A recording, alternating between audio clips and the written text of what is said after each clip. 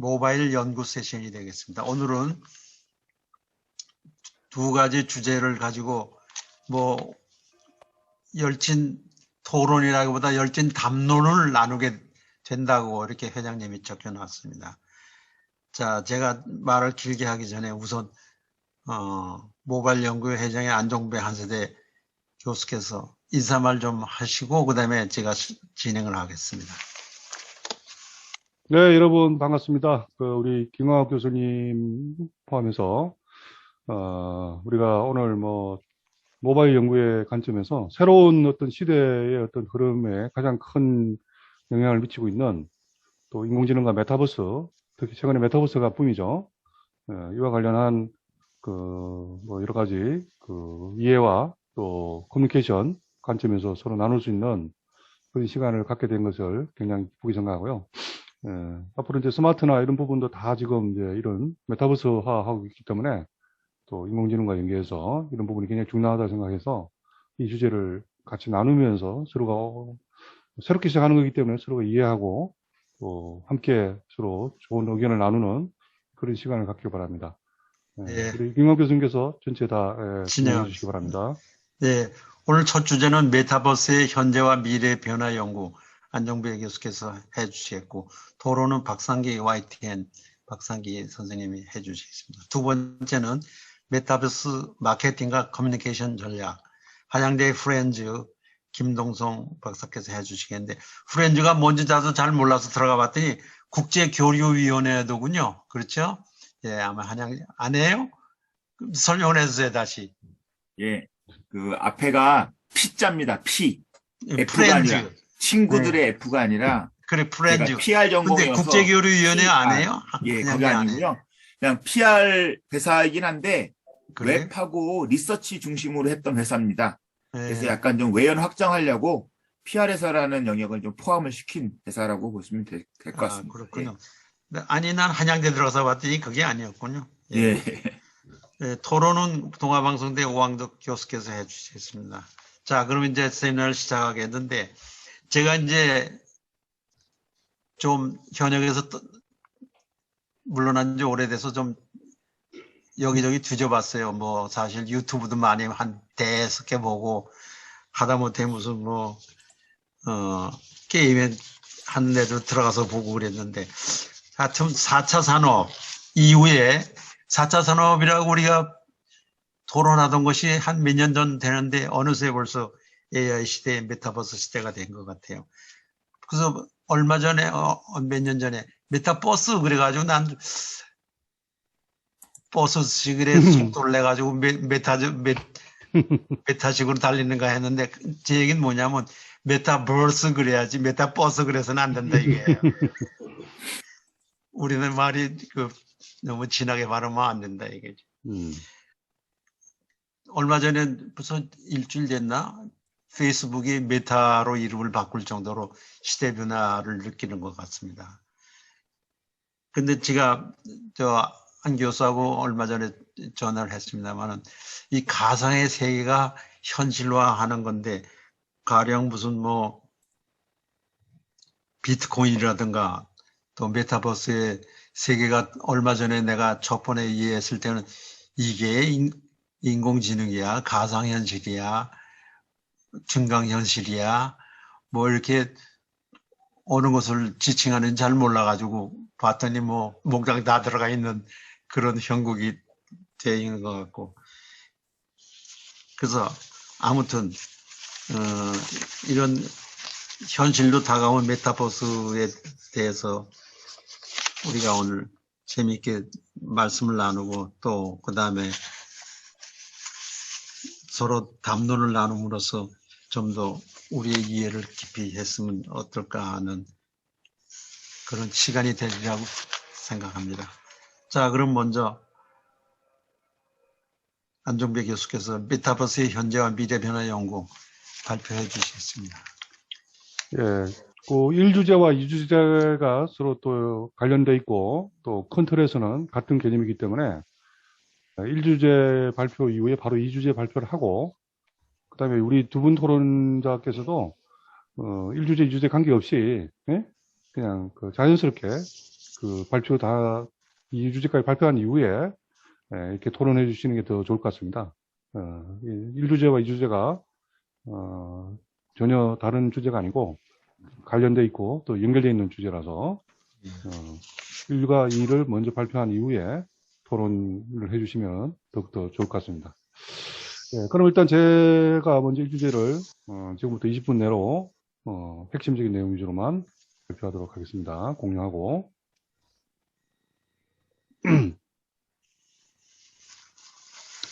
자, 저는 이제 인공지능과 메타버스 현재와 미래에 대한 주제를 가지고 하겠습니다. 말씀하신 것처럼 10월 28일 날 우리가 다 알고 있는 그 페이스북이 새로운 이름으로 바꿨습니다. 그 핵심은 메타버스 세상이 되겠다는 거죠. 메타버스의 주인이 되겠다. 간단하게 그 영상을 먼저 한번 볼게요. 혹시 사운드 들리시나요? 네, 들려요. 안 들립니까? 안 들린다래요. 잠깐만요. 안 들려요. 다시 하겠습니다. 소리 안 나와. 소리가 나와야 됩니다. 잠깐만요. 소리 공유를 하고 다시 하겠습니다. 자, 마크 저커버그 페이스북 창업자는 들리시나요? 현재 게임이나 나와요. 정도에 머무르고 있는 메타버스라는 개념이 다음 세대의 인터넷이 될 것이라고 확신합니다. 사람들이 대부분의 시간 동안 페이스북이나 유튜브에 접속해 있듯 가상현실 기반의 메타버스에 접속해 그곳에서 여가를 보낼 뿐 아니라 메시지를 주고받고 업무와 교육까지 진행하는 세상이 올 것이라는 얘기입니다. 현재 세계 최대의 소셜미디어 앱이자 주 수익원인 페이스북도 메타버스로 대세가 넘어가면 플랫폼의 한 부분이 될 뿐이라는 게 그의 생각입니다. To reflect who we are and what we hope to build, I am proud to announce that starting today, our company is now Meta. 예.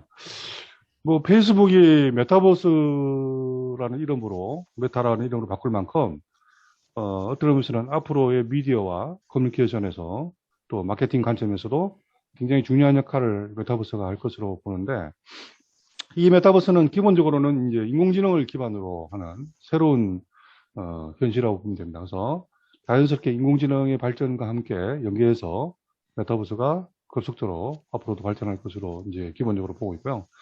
그러면 이런 인공지능과 메타버스 시대가 어떻게 이렇게 급속도로 굉장히 짧은 시간에 우리가 세계적인 어떤 붐을 일으킬 만큼 왔을까에 대해서 간단하게 한번 살펴보고요. 그 다음에 개념과 현재와 미래에 대해서 한번 살펴보는 시간을 갖도록 하겠습니다. 저는 이제 실제로는 어떤 의미에서는 인공지능과 메타버스를 예전부터 뭔가 발전하기 위한 노력을 해봤지만은 코로나19가 그것을 엄청나게 이제 가속화시켰다고 봅니다. 코로나19가 전 세계 확산되면서 세상은 두 가지 큰 틀의 흐름으로 왔어요. 하나는 4차 산업혁명을 가속화시킵니다. 그래서 4차 산업혁명을 가속화한다는 말은 이 세상을 초지능, 초연결, 초실감의 세상으로 점점 만들어가는 거죠. 그런 기술을 통해서. 그 다음에 두 번째는 이제 뭔가 따뜻한 그 감성과 인성, 뭔가 가치를 누리고 싶은 그런 어떤 생각, 휴머니즘이 강화되는 그런 세상이 강화됐습니다. 그래서 이 두 가지 핵심적인 툴로 세상이 지금 변화가 된 거죠. 그래서 4차 산업혁명이 가속화된다는 말이 자연스럽게 말씀드린 것처럼 초지능과 초연결과 초실감의 사회를 만들어 가려고 하는. 그러다 보니까 이제 인공지능과 또 초실감화된 사회를 만들어가는 것이 또 이런 메타버스라는 개념이고요. 그것을 결국은 IoT를 통해서 다 함으로써 초지능, 초연결, 초실감 사회가 자동으로 이렇게 자연스럽게 이렇게 연결되는 거죠.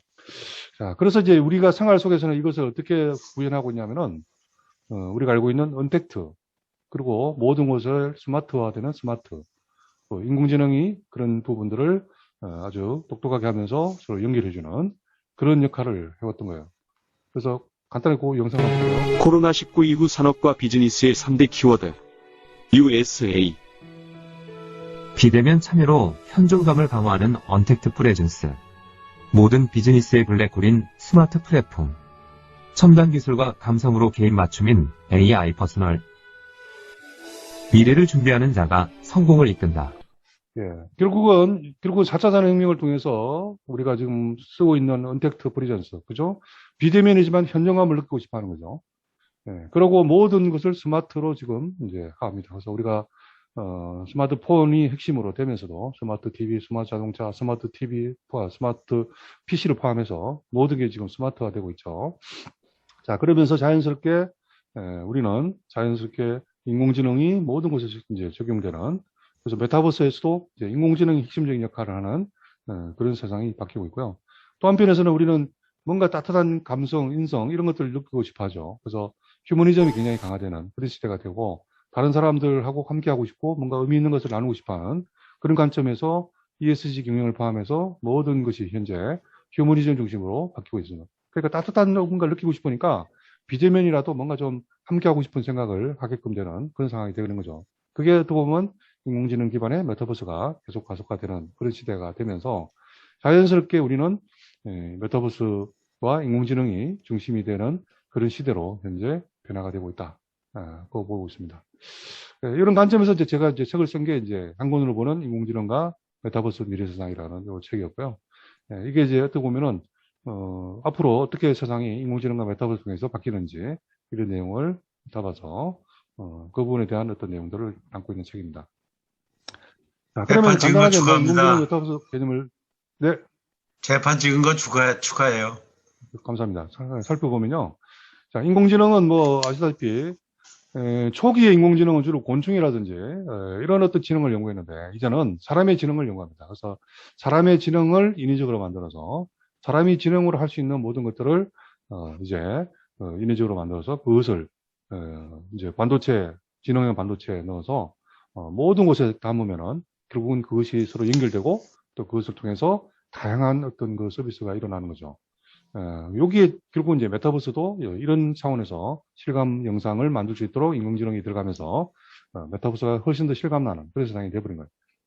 그래서 메타버스라는 것은 아시다시피 뭔가 현실을 초월한다는 뜻을 가지고 있고요. 또 한편에서는 세계, 우주 이런 뜻이 있죠. 메타버스란 단어를 들어보셨나요? 현실을 초월하다의 메타와 세계 유니버스의 합성어입니다. 즉 현실을 초월한 세상입니다. 그런데 자, 그래서 이제 이런 어떤 특성을 가지고 있으면서 자, 인공지능은 모든 곳에 적용이 되면 그 다음에 그 말씀하신 것처럼 메타버스는 네 가지 유형, 정강현실, 라이프 로깅, 디지털 트윈, 그 다음에 가상세계. 그야말로 우리가 그동안에 좀 뭔가 실감화하려고 했던 것들이 실질적으로 인공지능이 이제 접목이 되면서 굉장히 초실감화되는 그런 사회가 되고, 이제 SNS 또 AR, VR, 또 홀로그램, 또 디지털 트윈 이런 것들이 굉장히 가속화되고 또 실질적으로 이제 구현이 되는 그런 사회가 지금 되면서 그게 이제 메타버스 세상이 되어버린 거예요.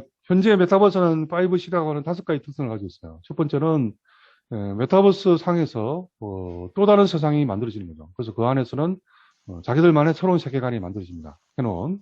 그 다음에 두 번째는 크리에이터. 이제 창작자와 거기 참여자도 함께 만들어가는 그런 어떤 자유로운 창작이 메타버스에서 일어나고요. 그리고 이제 일상생활하고 자연스럽게 연동되는 일상의 연장, 컨티니티 특성을 가지고 있고, 그 안에서 사람들 간의 어떤 공동체가 되면서 사람들 간의 연결, 커넥티비티가 굉장히 원활하게 됩니다. 그리고 이 안에서는 또 다른 차원의 경제활동이 일어나요. 그런 식. 그래서 이런 차원의 5가지 5C의 특성을 가지고 있습니다. 그리고 이제 현재와 미래를 한번 살펴보면은 현재의 인공지능은 굉장히 그 협의의 인공지능이라고 합니다. 대학 인공지능. 그래서 그 말은 뭐냐면은 사람의 두뇌를 연구하더라도 특정한 분야를 잘하는 인공지능을 만드는 거예요. 그래서 바둑 하면 알파고. 그래서 알파고를 보고 예를 들어서 어디 가서 뭐 간단한 어떤 물건 하나 이렇게 사오라 이러면 절대 못하죠. 간단아이보다 못합니다. 자기 분야만 잘하고 다른 분야는 이제 막 태어난 애보다 못할 만큼 굉장히 특정한 분야에만 잘하는 그런 어떤 인공지능을 현재는 개발하고 있는데, 이 부분도 굉장히 앞서 있지만은 이제 서서히 이제 그것이 범용 인공지능가 됩니다. 범용 인공지능이란 말은 이제 서서히 사람의 두뇌가 특정한 분야를 잘하게만 돼 있는 게 아니라 내가 다른 분야도 한번 이제 우리가 이렇게 학습하면 그 분야도 잘하게 되잖아요. 그것처럼 인공지능 스스로가 학습을 해서 이제 다양한 영역을 할 수 있도록 해주는 그런 범용 인공지능으로 확장되고 있고, 그걸 넘어서면 이제 슈퍼 인공지능이 되죠. 인간보다 훨씬 뛰어난 인공지능이 되는 거예요. 그래서 우리가 지금 이제 인공지능 윤리라든지 인공지능이 결국 인간의 어떤 그 제어권 안에 있어야 된다. 또 윤리와 도덕, 이거 굉장히 중요한 이유가 이런 것들이 있습니다. 그리고 이제 메타버스는 현재 실제로는 작년부터 이제 메타버스라는 것이 본격적으로 시작됐고, 특히 우리나라에서는 금년 하반기, 제가 책이 9월 9일에 나왔는데, 거의 뭐 제 책이 나온 이후부터 어떻게 보면 메타버스가 급성장이 이렇다 할 만큼, 그전만 해도, 금년 초만 해도 메타버스라고 말을 제가 책 이름을 썼을 때만 해도 출판사조차도 메타버스 이름을 왜 씁니까? 그랬어요. 근데 저는 메타버스가 굉장히 중요하기 때문에, 이제 메타버스를 꼭 넣어야 된다. 인공지능과 메타버스는 함께 간다. 그런 관점에서 했는데, 그만큼 그렇게 이렇게 우리나라만 해도 하반기에 들어와서 거의 뭐 인공지능과 메타버스 이 분야가 열풍을 일으켰는데, 그 성장 속도가 엄청나죠. 그리고 그 영역도 굉장히 다양하게 되고 있고, 지금 다양한 분야에서 지금 인공지능과 메타버스를 이렇게 활용하고 있습니다. 그래서 지금 초기에는 주로 엔터테인먼트 분야 쪽으로 MZ세트 주로 이용했지만은, 지금은 우리나라에서도 정치, 경제, 사회, 문화 거의 모든 영역에서 지금 메타버스로 사용하고 있고, 특히 기업에서는 이제 메타버스 기업으로 뭐 페이스북도 물론 그에 바꾸고 있지만은, 다른 기업, IT 기업을 포함해서 또 우리나라의 다양한 기업들이 메타버스 상에서의 여러 가지 비즈니스가 일어날 수 있도록 현재 준비를 하고 있고요. 대학도 지금 메타버스 관련한 분야로 점점 확장을 하고 있는 그런 상태가 되고 있습니다. 앞으로 인공지능을 중심으로 해서 메타버스가 발전을 하는데, 실질적으로 구현할 때는 우리가 보는 방식은 크게 두 가지 방식으로 본다고 봅니다. 하나는 우리가 아바타 영화를 보는 것처럼 우리의 아바타를 메타버스 플랫폼이라고 하는 또 다른 차원의 메타버스로 들어가서 그곳에서 다양하게 이제 활동하는 거죠. 앞으로 페이스북도 메타버스 플랫폼으로 바뀌고, 그 외에도 지금 우리가 알고 있는 제페토라든지 뭐 로블록스, 또 뭐 게더타운 포함한 다양한 이런 플랫폼이 앞으로도 더 확장될 것인데, 우리 아바타가 거기 들어가서 또 다른 세상에서 현실처럼 생활하는 그런 차원의 발전이 하나가 있고, 또 하나의 변화는 뭐냐면은 디지털의 기기와 또는 디지털 휴먼이 현실로 들어온 겁니다. 그래서 디지털 휴먼이 우리의 현상으로 들어와서 우리와 함께 이제 거의 또 다른 세상을 함께 만들어가는 그런 차원입니다. 현재 그림을 보시면 왼쪽에 있는 그림은 중국의 춘절이라는 방송 프로그램인데요. CCTV에서 매년 가장 멋진 그런 다양한 어떤 경연이나 공연을 생방송으로 하루 종일 하는 방송인데, 춘절 특집 프로그램에 각 분야별로 사회자들이 나옵니다. 사회자 6명이 나오는데, 그 중에 4명이 인공지능으로 만들어진 디지털 메타 휴먼이에요. 그래서 그만큼 이제 디지털 세상이 현실로 오는 거고, 우리가 또 아바타 영화에서 보는 것처럼 거의 뭐 우리의 아바타가 디지털 세상으로 들어가서 또 다른 세상을 살아가는 거죠. 두 가지 간단한. 我们的最强阵容，有请四位。哇，又来了。大家好，我是朱小迅，祝大家新春发财走鸿运。好，我是小桑，祝大家幸福安康春到夏。说得好。我是高小博，祝大家金秋丰收好生活。我是龙小阳，祝大家冬天健康又吉祥。谢谢我们4位虚拟主持人，也是一下给大家送了全年的祝福。年四季，月月好运，四季平安。 나비 종족을 모사한 인간의 아바타가 실제 나비 종족과 교류하는 아바타.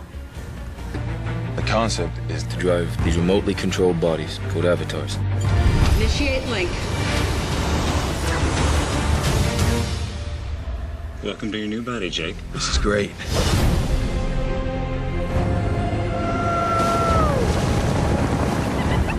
Come on!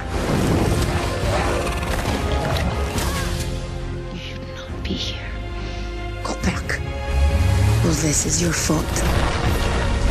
I need your help.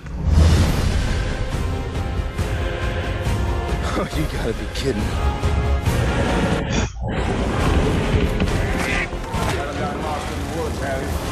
You forget what team you're playing for?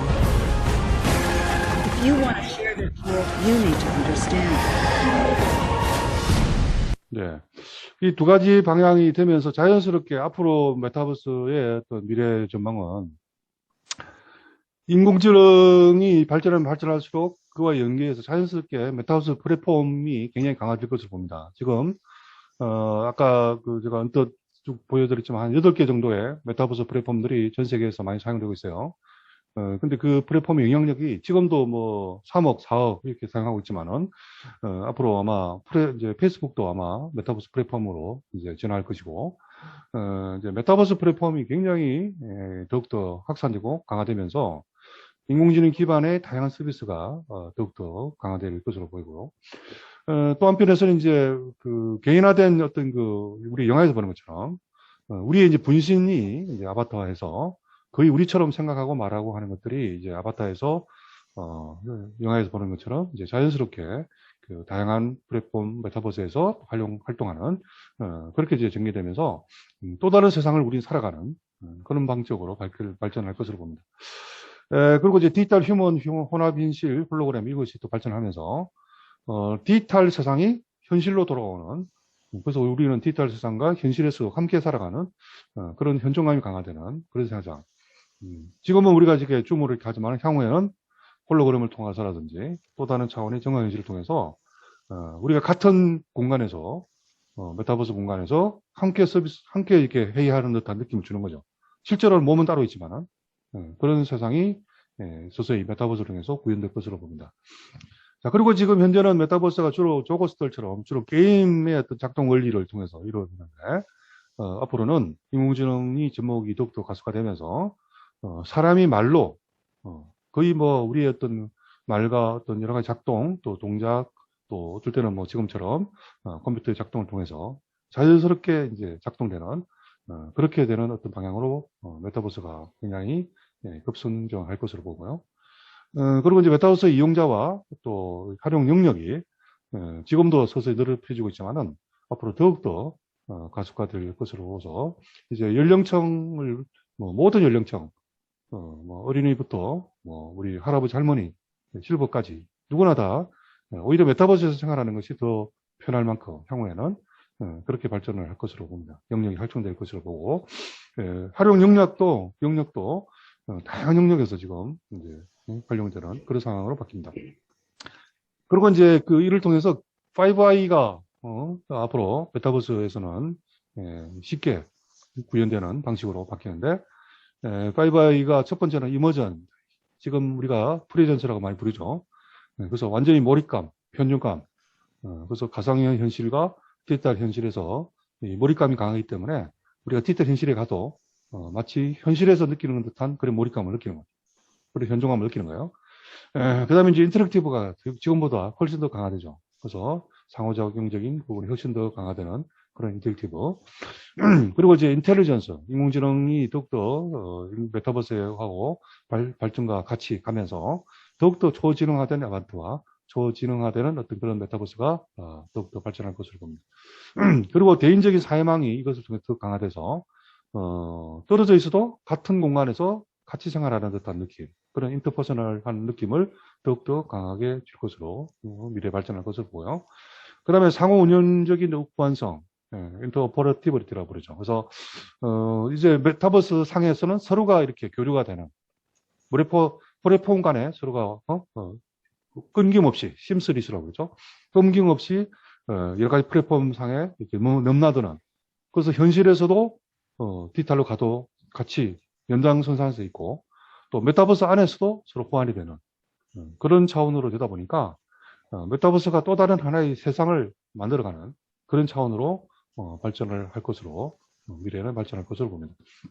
예, 이상으로 물론 사례가 있는데 사례는 뭐 오늘 굳이 이야기하시지 않아도 될 것 같습니다. 그래서 현재 어떤 그 인공지능과 메타버스가 어떻게 접목해서 발전하고 있는지, 또 앞으로 어떤 방향으로 인공지능과 메타버스가 발전할 것인지에 대해서 살펴보는 시간을 가졌습니다.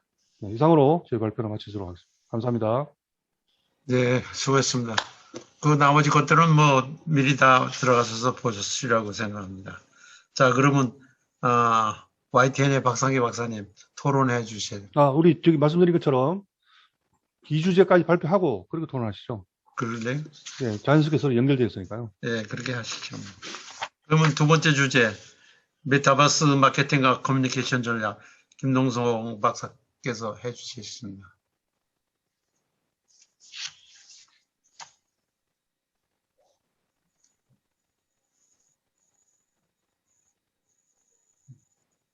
김동수 박사님 사운드 마이크 해제하시고 예. 예. 공유하면 네. 보이십니까? 예. 들려요. 네. 예. 조정 좀 하고. 아바타 김동성 박사님의 아바타요? 예, 제 겁니다. 제페토에 있는 제 아바타입니다. 닮았어. 예. 그리고 이름은 신바람 김 박사로 이름이 되어 있습니다. 이 신바람이 아니라 새로울 신자입니다. 뉴 그러니까 새로운 신. 네, 뉴 트렌드. 이렇게 메타버스 세상에 다가온 두 가지의 배경에 대해서 설명을 좀 드리려고 하는데요. 첫 번째는 사람이 변했다라는 것을 말씀을 좀 드리고 싶습니다. 사람이 합해지면 사람들이 되고, 그리고 그 사람들이 뭉친 거를 우리는 사회라고 얘기하고, 이런 사회에서는 우리는 관계라는 걸 또 맺게 되는데요. 인간의 진화는 결국 관계에 의한 소통으로 인해서 진화가 된 건데, 근데 이 소통을 위한 장치가 예전에 뭐 교수님들 다 아시는 거지만 기본적인 구조 SMCR이가 나오잖아요. 사람만이 중심적인 연구 대상이었다가 더 많은 사람들한테 알리기 위해서는 메시지를 어떻게 만들어야 되느냐, 수사학적인 그런 접근을 하다가 그 이후에는 더더욱 많은 사람들한테 빠르게 전달할 수 있기 위해서 바로 매스미디어가 발전을 하게 되었는데요. 근데 이 매스미디어는 지금은 메타버스라는 그런 미디어 기술까지 와 있는 상태라고 볼 수가 있을 것 같습니다. 그리고 사람들이 이런 것들에 이제는 익숙해져 있다라고 생각이 되는데요. 이런 커뮤니케이션의 기본적인 구조적인 특성 말고 흐름에 대해서도 또 한번 살펴볼 필요가 있을 것 같습니다.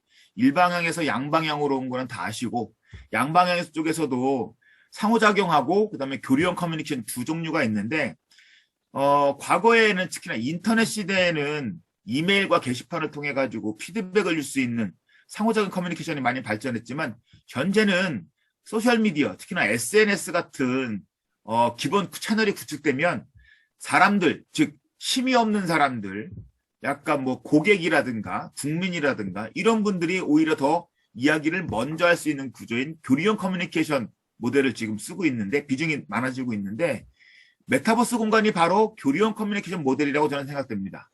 일방적으로 누가 이야기하는 게 아니라 다들 자기가 주인공 아바타가 돼서 들어와 가지고 자기 중심으로 활동을 하려고 하는 거거든요. 그래서 과거처럼 마케팅이라든가 커뮤니케이션 수단으로 쓸 때 일방적으로 활용을 한다라는 관점으로 들어가는 건 좋지 않은 것 같아요. 그러니까 상대방들이 먼저 이야기할 수 있게 만들어주는 그런 공간 구성을 해줘야지만 메타버스 이용자들이 훨씬 더 납득하고 들어와서 많은 활동들을 할 수 있지 않을까. 이런 것들을 기술로서 적용을 제대로 시켜줘야지만 메타버스 세상을 잘 활용하는 마케터이자 커뮤니케이터가 될 것 같습니다. 사회 구조 또한 수직적인 그런 구조에서 지금은 수평적인 구조로 되어 있기 때문에 아까 말씀드렸던 교류형 커뮤니케이션 모델이 훨씬 더 맞고요. 마케팅에서도 소비자가 먼저 이야기하고 먼저 뭘 만들어 달라고 주장할 수 있고, 또는 소비자가 뭘 만들 수도 있는 그런 세상이 되었잖아요. 그래서 수평적 구조의 사회라는 이런 사회의 발전, 변화상도 우리가 간과하지 말고 열심히 주목해서 봐야 될 것 같다 생각이 듭니다. 물론 현실적으로 봤을 때는 아직까지는 저는 수평이라고 보지 않습니다. 1% 또는 요즘에는 뭐 슈퍼리치 그래가지고 울트라리치 이런 말 나오잖아요. 그래서 0.1%나 0.01%의 삼각형은 따로 있고 나머지 삼각형으로 수평적인 구조이지 않나라고 생각이 듭니다. 그럼에도 불구하고 맨 위에 있는 0.1%, 0.01과 나머지 99.9와의 연결도 메타버스에서는 자연스럽게 연결될 수가 있기 때문에 그런 특성들도 감안을 할 필요가 좀 있다 생각되고요. 그리고 사람들도 이렇게 변했는데요.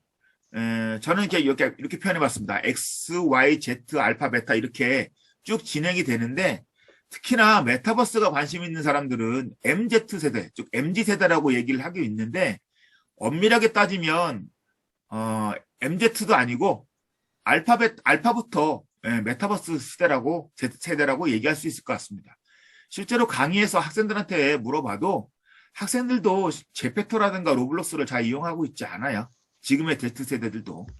10대들이 주로 이용을 하고 있는 공간인데 20대라든가 또는 저 같은 50대 또는 또 60대 이런 분들도 거기서 돈을 벌기 위해서는 알아야 되니까 이용을 할 뿐이지 실제로 사랑하는 그런 세대들은 알파 세대의 이유라고 생각이 됩니다. 이런 모습들 조그맣게 그림이 보일 텐데 이런 행동들에 익숙한 사람들이 해야 돼요. 저희들은 저도 좀 여기서 나이가 제일 어린 것 같은데 저도 이해를 잘 못합니다. 거기서 왜 이런 활동을 하지라고 이해를 할 수가 없어요. 근데 아이들은 하거든요. 근데 저희가 돈 벌고 강의를 하려면은 배울 수밖에 없는 상황이다라는 것도 좀 아이러니한 것 같습니다. 과거에 이렇게 X, Y, Z, 알파 이런 것들을 세대라고 우리가 보통 얘기했잖아요. 다른 세대를 이해하자. 근데 지금의 알파 이상부터는 다른 인류인 것 같습니다. 완전히 다른 인류예요. 그래서 저희가 제대로 된 이해를 하지 못한다 그러면 그쪽 세상과는 단절될 수밖에 없다 생각이 됩니다. 그러니까 어느 정도 수용 능력을 좀 가질 필요도 있다 생각이 되고요. 이런 사람들이 뭉쳐서 이런 네트워크를 구성하게 되는데 과거의 네트워크가 동네 위주로 교통통신이 발전하면서 조금 더 지역적으로 넓어지고 인터넷이 등장하면서 전 세계랑 네트워크로 연결되어 있고 온라인 네트워크로. 근데 지금은 바로 이런 세상이지 않을까 생각합니다. 그런 세상 말고 또 다른 세상 하나가 더 있는데 그게 바로 메타버스 세상이다. 그래서 현실과 가상을 함께 구현하고 있는 하이브리드 네트워크 세상이 아닐까라고 저는 이렇게 그림으로 좀 표현을 해봤습니다. 그리고 또 하나 이런 네트워크가 있다 그러면 그 네트워크를 잘 활용을 해야 되는데 활용하기 위해서는 보통 저희는 SNA라고 하는 툴을 이용을 합니다. 그렇죠? 소셜 네트워크 분석이라고 하는 툴을 이용하는데 현재로서는 제가 메타버스 공간에서의 소셜 네트워크 분석을 하는 사람들은 아직 보질 못했어요. 저는 이쪽에 좀 관심이 좀 있습니다. 소셜 네트워크 분석 논문도 좀 2개 정도 썼고 그래서 요거와 관련돼서 메타버스 공간 속에서의 네트워크 구성도 살펴보면 상당히 흥미롭다 생각됩니다. 단 현재로서는 메타버스가 하나의 세상을 조그맣게 만들어가지고 여러 개를 만들어서 활동을 하거든요. 그러니까 그 연결과 연결, 아까 안정배 교수님이 말씀하신 것처럼 모든 플랫폼들이 연결되어서 그 구조를 이해하면 가장 좋을 텐데 아직 그렇게 알 수 있는 구조는 아닙니다. 데이터로 긁어올 수 없는 상황이어서 조만간 모든 플랫폼이 연결된다 그러면 훨씬 더 다양한 멀티 네트워크 분석이라는 걸 할 수 있지 않을까라고 생각을 해봅니다. 현재로서는 한계이죠. 그 다음에 이제 사람 말고 이제 테크놀로지의 변화에 대한 이야기도 할 텐데요. 기본적으로는 미디어 테크놀로지고 조금 더 확장해서 보게 되면 컨텐츠와 관련된 테크놀로지까지 같이 봐야 될 것 같습니다. 다 아시는 것처럼 인간이 만든 미디어라는 거는 인간의 확장이라고 보통 얘기하는데 저는 뭐 인간이 만든 미디어뿐만 아니라 모든 물건들이 인간의 확장이라고 생각하는 사람이고요. 게다가 지금 같은 경우는 인간이 아니라 세상이 확장된 그런 시대다라고도 저는 인식을 하고 있습니다. 결국은 현재 보게 되면 이렇게 한 10년이나 20년 단위로 새로운 세상이 이렇게 열리게 된 거죠. 교수님 말씀대로 작년부터 메타버스라는 키워드가 사람들한테 이름 불려짐으로써 이제 새로운 세대로 좀 접어든 거다라고 이해하시면 될 것 같고요. 기존의 것하고 어떤 차이점이 있냐라는 거를 말씀을 드리게 되면 여기 네모박스에 있는 거 요런 것들이 훨씬 더 높아졌다, 고도화됐다라고 이해하시면 좋을 것 같고요. 그리고 요 4가지 항목이라는 게 마케팅이라든가 커뮤니케이션 입장에서는 상당히 중요한 요소다라고 생각됩니다. 그러니까 더 많이 연결되고 더 쉽게 이동할 수 있는 그런 기술로 발전하게 된 거고 더 편리하게 이용할 수 있고 상호작용도 잘할 수 있고 게다가 화면이라고 했는데 화면보다는 이게 미디어의 소비 형태라고 볼 수 있겠죠. 미디어를 소비할 수 있는 그런 영역들이 훨씬 더 확장되었다라고 생각하시면 될 것 같고요. 그래서 지금은 과거에 신대륙을 발견하던 시대에서 신세계를 발명하는 그런 시대로 되어버렸죠. 조금 다른 게 과거에 신대륙을 발견했던 시대에서는 주로 필요했던 성공의 요인이 바로 탐색적 역량이었다고 생각됩니다. 뭔가를 찾아내는 거죠. 꾸준하게 끈질기게 여기저기 돌아다녀야 되는 시간도 좀 넉넉해야 되고 막 이런데 지금 현재는 신세계를 발명하는 시대에서는 탐색 역량보다는 새로운 걸 만드는 창조 역량이 더더욱 중요해진 거라고 생각합니다. 근데 그 창조라는 것을 느끼하면 안 되잖아요. 현재 지금 메타버스 공간 속에서 마케터와 커뮤니케이터들이 열심히 활동을 하고 있는데 그들의 선점이기 때문에 성공의 사례로 얘기하는 거지 엄밀히 분석하게 되면 단점이라든가 부족한 점들이 상당히 많다고 볼 수 있을 것 같습니다. 먼저 하는 것이 가장 현재는 중요하다라고 생각이 되는데요. 이제 메타버스에 대한 이야기를 조금 더 깊게 좀 들어가려고 합니다. 안전명 교수님이 이렇게 설명을 해주셨는데 뭐 3차원 가상현실이라고 좁은 의미로 얘기를 하지만 저는 그보다는 훨씬 큰 개념이 아닐까 생각됩니다. 이런 메타버스가 요즘에는 저는 기승전 메타버스라고 생각됩니다. 단 1년 사이에, 1년도 아니고요. 한 6개월 사이에 큰 변화가 있었다고 생각됩니다. 여름방학 전까지만 해도 제가 심사를 좀 많이 다니는 편인데 심사하러 가게 되면요.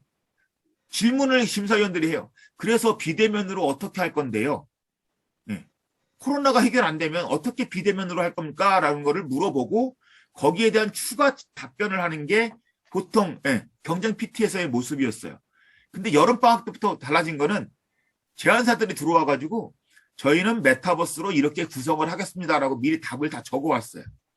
지금은 그래서 기승전 메타버스인 시대로 왔다라고 얘기할 수 있을 것 같고요. 심지어는 학계에서도 요거는 제가 또 총무이사를 하고 있는 광고 PR 실학회라는 곳에서 포스터로 학회에 공지를 낸 겁니다. 가을 학회 이렇게 한다고. 거기에서도 메타버스라는 거를 이렇게 재밌게 표현해가지고 사람들한테 어그로를 끈다고 보통 얘기하죠. 사람들을 오게 만듭니다. 웹툰 형식으로 만들어서도 또 얼마 전에 또 이메일로 또 공지를 했더라고요. 그러니까 업계든 학계든 메타버스 전성시대가 되지 않았나라고 생각됩니다. 근데 여기서 전성시대의 전자가 온전할 전자는 아닌 것 같고요. 앞전자인 것 같습니다. 이제 앞에 전성시대의 초기 모습을 갖고 있는 그런 상황이 아닐까 생각되고요. 아까 그 안전명 교수님께서 메타버스의 4가지 영역에 대해서 이렇게 말씀해 주셨잖아요. 뭐 2007년 정도에 이렇게 4가지 영역으로 구분했는데 초기에 영역을 구분해서 보여주는 거는 상당히 의미 있는 이론적 시도라고 생각이 됩니다. 근데 개념이라는 것이 항상 변하잖아요. 그래서 지금은 이 개념에서 좀 더 확장되는 개념이지 않을까 생각이 됩니다. 그래서 아까는 네모칸으로 가두리가 쳐졌다 그러면 지금은 가두리를 벗어나는 그런 비즈니스 모델이라든가 기술들이 많이 나오고 있거든요.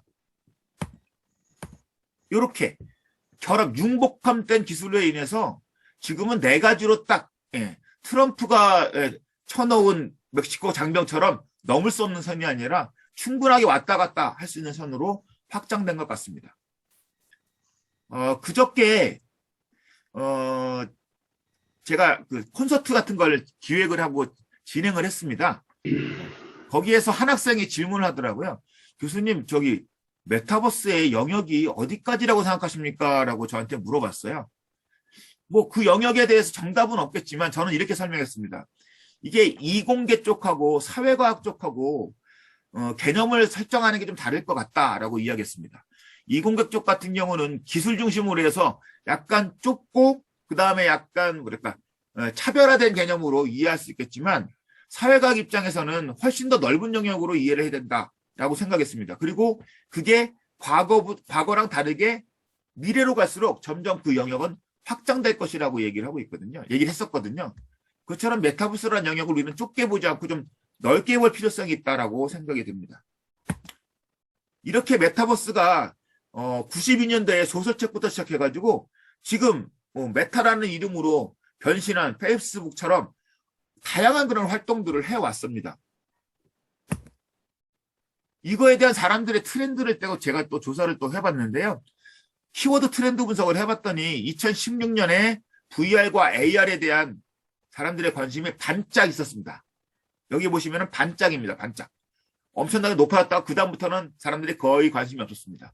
근데 작년 말부터 시작해가지고 메타버스라는 키워드, 여기 녹색 보이시는 게 메타버스라는 키워드 검색 결과인데요.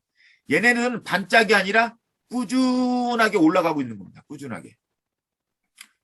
그래서 메타버스를 요즘에 르네상스 시대라고 얘기를 하잖아요. 그러니까 과거에 VR, AR, MR, XR 뭐 이렇게 표현했던 것을 기술적 관점이 아니라 지금은 생활적 관점, 경제적 관점으로 많이 보고 있기 때문에 훨씬 더 사람들이 실생활에서 많이 관심을 갖고 활용을 하고 있는 그런 상황이지 않을까 생각합니다. 그래서 반짝하는 유행은 아닐 것이고 앞으로 쭉 갈 것이다 라고 생각됩니다. 그래서 안정미 교수님이 책을 쓴 게 반짝 팔리지 않고 앞으로도 계속 많이 팔릴 것 같다 생각이 되네요. 그리고 이렇게 된 이유가 앞에 있던 팬데믹 때문이라는 건 다들 이해하시고 있잖아요. 팬데믹에 의해서 현실 세계의 문이 닫혀져 버렸기 때문에 반 이상 닫혀져 버려서 그래서 가상 세계의 문을 많이 열어서 결국은 더더욱 큰 활성화가 되지 않았나 생각됩니다. 이처럼 이 두 가지, 즉 사람들이 변했고 사람 및 사회가 변했고 기술이 그걸 뒷받침할 수 있도록 또한 진보했기 때문에 단지 기술로서, 즉 도구로서 썼던 메타버스가 이제는 삶으로서 우리한테 다가왔고 앞으로는 생존의 공간이 되었다라고 이해를 하시면은 배경이라고 이해하시면 될 것 같습니다. 그리고 이런 메타버스의 구성을 이렇게 뭐 김상규 교수는 5가지로 봤는데 요거보다는 조금 더 확장돼서 7가지로 보는 레이어가 있는데 이게 더 나은 것 같습니다. 기본적인 인프라부터 시작해가지고 뭐 인간이 체험할 수 있게 해주는 디바이스, 그 다음에는 각각의 세상들이 각각 따로따로 움직여야 되잖아요. 그렇기 때문에 뭐 클라우드에 있는 그 컴퓨팅에서는 너무 버거웠기 때문에 분산 컴퓨팅이라는 걸 이용해가지고 처리를 해줘야 되니까 분산과 관련된 그런 영역이 또 있고요. 그리고 3D를 기반으로 하기 때문에 공간과 관련된 그런 기술들도 필요한 영역이 있고요. 그리고 크리에이터들이 활동할 수 있는 경제 영역이 있고 그 위에 있는 것은 이 수많은 세상 중에서 예를 들면 마케팅으로 치게 되면 수많은 제품이 있는데 그 제품을 알리게 해야 될 광고나 홍보 같은 것들이 있어야 되는 것처럼 수많은 메타버스 세상을 사람들에게 알릴 수 있는 그런 광고 네트워크라든가 랭킹을 한다든가 아니면 큐레이션을 할 수 있는 이런 영역들도 존재하죠. 마지막으로는 실제로 이용자들이 경험해 볼 수 있는 그런 세상이라는 영역이 이렇게 7개 정도로 있고요. 각 영역에서 이렇게 수많은 업체들이 현재 열심히 경쟁을 하고 발전을 시키고 있다라고 보시면 될 것 같습니다. 그리고 이런 메타버스와 관련된 기술이라든가 각각 7개 영역에서의 업계들은 다음과 같은 5가지의 메타버스 특징 및 이 메타버스의 특징들의 최고점을 지향하고 있다라고 저는 생각이 되는데요. 각각에 대해서 마케팅적 관점이랑 같이 결합해서 잠깐 설명을 좀 드리겠습니다. 스파이스라고 하는 거는 제국주의 국가들이 향신료를 얻기 위해서 전 세계에서 침범하고 막 약탈해가고 막 이런 거 있잖아요. 결국 지향점이라는 그런 의미를 갖고 있는 키워드라고 보시면 될 거고요. 첫 번째는 바로 연속성이라는 개념인데요. 즉 내가 로그인 한 번 하게 되면 메타버스와 관련된 모든 세상과 경험들을 다 같이 할 수 있다는 거죠. 쉽게 말하면 올인원이라고 볼 수 있을 것 같습니다. 올인원으로 구현이 돼야 된다라는 의미인데요. 근데 요거는 현재로서는 하나하나 즉 올인원이 아니라 그냥 제페토 들어가서 제페토에서도 일부 맵에 들어가 가지고 활용을 한다면 그것도 신기하고 재밌었어요. 근데 조금 시간이 더 지나게 되면 또 다른 곳에 가는 불편함, 또다시 로그인해야 되는 불편함 이런 것들이 존재할 거거든요. 그래서 지금은 하나하나가 새롭고 신기하고 그것이 홍보의 아이템으로 돼서 기분이 좋겠지만 조금만 더 지나게 되면 하나하나 한다라는 건 결국 불편함이고 지루함이고 뭐 이런 쪽으로 이어질 거거든요. 그래서 결국은 앞으로는 마케팅은 올인원 할 수 있는 그런 방향성으로 지향을 해야 되지 않을까 생각됩니다. 그 다음에는 실제감이라는 건데요. 사람들이 이제는 뭐 실제감 아까도 설명 드렸었는데 실제감과 원격 현존에 나오는 현존감이라고 하는 것들은 동일한 개념이긴 하지만 조금 차이가 있습니다. 실제감은 컨텐츠에 몰입하는 것을 주로 이야기를 하는 것이고 원격 현존감 같은 경우는 내가 주인공이 되는 거죠. 나 중심으로 이루어지는 세상에 대해서 상호작용 같은 것들을 이야기하는 거니까요. 결국 주인공이 될 수 있을 만한 그런 컨텐츠로 구성이 돼야 된다는 의미가 되는데요. 단순한 정보라든가 상상이 필요한 그런 정보보다는 실제로 경험한 것과 같은 몰입감과 실제감, 실존감, 현정감 같은 것들 전달하는 그런 컨텐츠를 지향하는 방향으로 가면은 더더욱 좋은 마케팅 활동이 될 것 같고요. 상호 운영성 같은 경우도 이것도 마찬가지죠. 심지어는 뭐 온라인과 오프라인이 서로 연계되는 그런 세상을 의미하는 건데, 우리가 요즘, 이전에 알았던 개념이 바로 시스템 통합, 즉 SI라는 개념을 알고 있을 텐데요. 요거로 설명하면 더더욱 쉽지 않을까 생각됩니다. 그래서 현실하고 가상현실이 통합이 돼야 된다. 그래서 실물 경제랑 연결돼 가지고 맞춤형으로 실경제 효과라든가 수익 창출할 수 있는 방향으로 가게 되면 더더욱 좋다라고 생각되고요. 그 다음에는 동시성이라는 개념인데, 이거는 메타버스 세상은 혼자 사는 세상이 아니고 함께 이용하는 세상이라는 그런 뜻이라고 이해하시면 될 것 같고요. 그래서 기획할 때도 혼자만을 위한 세상, 그리고 단 한 명한테 수익을 얻는 그런 모델로 기획하는 것이 아니라 다 같이 이용할 수 있는 가치 미디어로서의, 즉 가치라는 건 함께라는 뜻이죠. 가치 미디어로서 어떻게 구성할 것인가 라는 거를 고민할 필요성이 좀 있다고 생각합니다. 그래서 뭐 공구를 한다던가 아니면 요즘 신조어로 나오고 있는 돈줄, 사람들이 막 가가지고 거기서 막 물건을, 착하니까 물건을 막 사주고 하는 현상처럼 함께 뭔가를 할 수 있는 그런 영역으로 활용돼도 좋을 것 같고요. 또한 아까 사람들이 모이게 되면 관계가 형성된다 그랬잖아요. 혼자가 아니라 관계성에 의해서 어떤 일이 벌어지는지에 대한 고민도 필요할 것 같습니다. 물론 많은 사람들이 모이게 되면 또 다른 문제점이 생기게 됩니다. 거기에서 관계에서의 부정적인 관계라든가 아니면은 범죄 같은 일이 벌어질 수 있으니까 이런 것들에 대한 문제 해결 노력도 필요할 것 같고요. 그다음에 다섯 번째 마지막 요소는 바로 경제적인 흐름을 더더욱 원활하게 할 수 있는 그런 영역으로 더 지향을 해야 된다라는 얘기인데, 이거는 생산자 활동이 더 활성화된다 그러면 그게 바로 소비자들을 이끌고 소비자가 돈을 쓸 수 있게 해준다라는 거잖아요. 그래서 선순환을 위해서 생산자들이 많이 활동할 수 있는 그런 기능, 기제들을 많이 만들어 놓으면 더 좋지 않을까 생각됩니다. 현실과 마찬가지로 돈이 돈을 부르는 것처럼, 그래서 머니에 대한 이런 여러 가지 기능들 할 수 있는 그런 경제, 뭐 디지털 재화를 만든다든가 아니면 얘를 확장시켜서 뭐 NFT 쪽으로 간다든가 아니면 더더욱 다양한 수익 모델들을 개발하려고 콜라보레이션이라고 보통 얘기를 하죠. 콜라보 같은 것들을 한다든가 이런 것들도 생각할 필요가 있고요. 또한 경제, 돈이 엮이게 되면 문제점이 또 생길 수가 있습니다. 그래서 공정성이라든가 머니에 대한 공정성 또는 아니면 또 보안 문제 같은 것들도 해결을 또 해줘야 되는 영역이기도 하고요.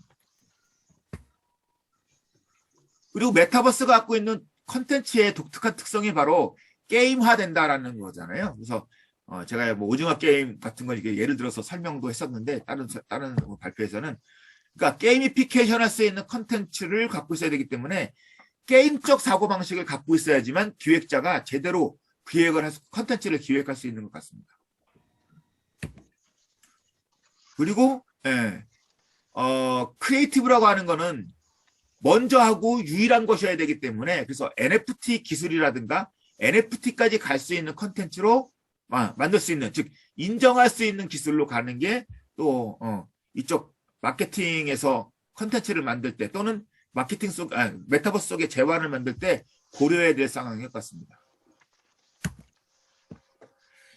그래서 메타버스 속에 있는 기회들을 조금 아직까지는 많은 그런 케이스들이 케이스는 많지만 정리가 제대로 안 돼 있기 때문에 제가 간단히 4가지 영역으로 표현한다 그러면, 현실과 마찬가지일 겁니다. 현실 거랑 똑같은 거를 만들어서 붙이는 거, 복붙하기, 똑같은 걸 만드는 거고요. 현실 거를 가져와서 거기에서 새롭게 뒤집어 엎어가지고 다른 관점으로 바라보기, 그리고 대체 불가능하게 만들기, 마지막으로는 메타처럼 먼저 하기. 이게 기본적인 기회를 만드는 약간 뭐 철학적인 방법론이라고 이해할 수 있을 것 같고요. 마케팅에서는 현재는 트래픽에 의해 가지고 유료 아이템 정도만 판매하는 그런 활동을 하고 있지만, 조금 더 마케팅과 관련된 다양한 솔루션들, 기술들이 개발되게 되면 광고가 거기다가 더 새로운 수익 모델로 붙게 되고, 뭐 현재에서는 광고라고들 많이 얘기하지만 저는 이미 실물 세계랑 연결돼 가지고 이커머스라든가 콘서트를 통한 실물 경제 수익까지도 얻는, 지금은 3단계까지 모두 와 있는 상태라고 생각합니다. 이 자료는 4월 달에 나온 자료인데 벌써 한 7개월 동안 지나면서 이미 한 단계를 더 뛰어넘었고요. 내년 되면은 이 3단계가 아니라 4단계 쪽으로 생각을 해야 되지 않을까. 그러니까 더더욱 다양한 수익 모델, 새로운 수익 모델 진화를 꾸며봐야 될 것 같습니다. 그리고 다양한 분야에서 지금 메타버스와 관련된 사례들이 나오고 있는데요. 뭐 선거 및 정치 쪽에서도 나오고요. 또는 사람들이 함께 참여할 수 있는 이런 토론회 장, 그리고 교육 서비스, 콘서트에서도 돈을 엄청나게 많이 벌고 있고요. 현재 더 많은 사람들을 모으고 더 많은 수익을 얻는 그런 사례들도 있고요. 뭐 학교에서 뭐 입학식 이런 것도 가능하고, 그다음에 사이버 지점을 만들고 체험할 수 있는 그런 공간을 구현하기도 하고요. 부동산 매물 같은 경우도 이렇게 적용을 시킬 수가 있습니다. 뭐 사례들을 몇 가지만 잠깐 말씀드리면, 제페토에서 구찌가 다양한 콜라보 활동들을 하고 있는데요. 구찌 같은 경우는 제페토뿐만 아니라 지금 나오는 메타버스와 관련된 대부분의 플랫폼에서 새로운 콜라보레이션을 다 하고 있습니다. 가장 먼저 합니다. 근데 구찌가 굳이 이렇게 메타버스를 많이 하려고 하는 이유는요. 원래 명품이라는 게 남들보다 먼저고 남들보다 더 돈을 많이 들여서 새로운 걸 하는 게 명품이잖아요. 그런 이미지를 그대로 전달하기 위해서 이런 활동들을 하고 있다고 보시면 될 것 같고요. 참고로 제페토는 이렇게 3가지 영역으로 구성되어 있습니다. 혹시나 모르시는 분이 계실까 봐. 제페토 월드라고 하는 건 사람들이 살고 있는 세상을 의미하는 거고요. 그리고 제페토 빌드 잇이라고 하는 것은 사람들이 가서 거기서 세상을 만드는 거예요. 창조자가 돼가지고 세상을 만드는 그런 툴인 거고, 이건 여러분들도 다 다운로드 받아가지고 하실 수 있습니다. 다운로드 받으시면. 그 다음에 제페토 스튜디오는 거기에서 무슨 뭐 아이템 같은 것들을 만들어서 일반 유저들이 생산자로서 돈을 벌 수 있는 그런 영역입니다. 제페토와 유사한 영역으로 발렌티노라는 그런 브랜드가 바로 동물의 숲이라는 것을 활용을 했는데요. 이렇게 보통 모둥숲이라고 얘기합니다. 모둥숲. 모여봐라, 동물의 숲, 이렇게 줄임말인데요. 모둥숲은 지금 브랜드 커뮤니케이션 채널로 되었습니다. 엄청나게 많은 브랜드들이 이 동물의 숲에 들어가가지고 자기의 브랜드를 알릴 수 있는 공간들을 많이 만들어 놨거든요. 단 한국에서는 적용이 안 된다고 합니다. 안 된다는 게 아니라 한국에서는 안 하려고 한다고 합니다. 왜냐하면 일본과의 관계 때문에 그렇습니다. 그래서 일본 닌텐도에서 만든 모드의 숲을 이용해가지고 이렇게 마케팅 활동을 한다 그러면 오히려 더 역효과가 나기 때문에 한국은 좀 적용하고 있지 않지만, 이렇게 모드의 숲에서 하는 것처럼 이런 일부 플랫폼을 뭐 한국에서도 적용을 시킬 수 있지 않을까 생각되고요. 그다음에 블랙핑크라고 하는 아이돌들이 엔터테인먼트 분야에서도 이렇게 메타버스를 많이 활용을 하고 있습니다. 물론 개인이 하는 게 아니라 기업이 하기 때문에 여기 나와서 모션 캡처 이렇게 하는 것처럼 엄청나게 돈을 많이 들입니다. 일반인들이 할 수 있는 거는 되게 한정적이라고 볼 수가 있고요. 그리고 가운데 보시면은, 가운데는 블랙핑크가 메타버스 공간 속에서 사인회를 한 건데요. 팬 사인회에 모인 사람들만 4,600만 명입니다. 엄청난 사람들이 팬사인, 보통 오프라인에서 하게 되면 많이 모여봤자 줄 서봤자 몇천 명 정도겠는데 4,600만 명, 우리나라 인구랑 맞는 사람들이 모여가지고 팬사인을 받았어요. 물론 뭐 실시간은 아니죠. 이건 비실시간으로 진행되는 거기 때문에요.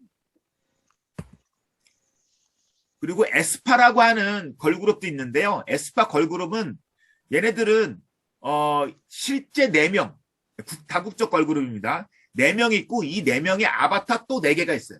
4개라고 해야 되겠죠. 명이라고 하겠고요. 그러니까 즉 8명이 활동을 하는 겁니다. 이 에스파는 자신이 또 다른 아바타랑 만나가지고 새로운 세상을 경험해 나간다라는 전체적인 가치관이라든가 세계관을 가지고 활동을 하는 그룹이에요.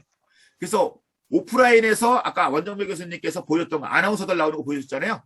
오프라인에서 아바타가 같이 합류해가지고 공연도 하기도 하고요. 메타버스 속에서 실제 있는 에스파 걸그룹이 메타버스 공간 4명이 또 포함돼가지고 메타버스 공간 속에서 활동을 하기도 합니다. 자동차 분야에서는 시승하는 거를 40분 더 해. 예, 금방 끝납니다. 요거만 얘기하겠습니다. 예. 그리고 이렇게 여러분 뭐 광고에서 많이 유명해진 로지잖아요. 예. 그러니까 광고 모델로서도 활용을 하는 거죠. 그러니까 현실 세계 속에서 사이버 인간 메타 휴먼이 들어와서 활동하기도 하고 아니면 현실에 있는 자동차를 가상의 사람들이 시승을 직접 해볼 수 있는 서비스도 있고요. 유통업계에서도 메타버스 공간 속에서 실제로 CU나 GS25가 물건을 판매도 하기도 하고 홍보할 수 있는 아이템으로 적용을 시키기도 있습니다. 둘이 지금 엄청나게 메타버스 공간 속에서 경쟁을 많이 하고 있는 상황입니다. 그리고 현실의 편의점에 가서 스마트폰을 갖다 대게 되면 거기서 새로운 정보가 나타나는 AR도 실제 지금 현재 구현을 시키고 있고요. 채용을 하는 것도 가상공간상에서 합니다. 그래서 이거는 롯데그룹에서 하고 있는 건데요. 현재 롯데 건설에서 이미 했었고요. 그 다음에 이번 달에 롯데 백화점에서 또 채용할 거를 게더타운이라는 곳에서 하고 있습니다. 그리고 채용하고 나서 그들에게 교육을 시키는 것도 메타버스 공간 속에서 교육을 시키고 있고요. 물론 교육은 초기 모델부터 나왔던 영역인데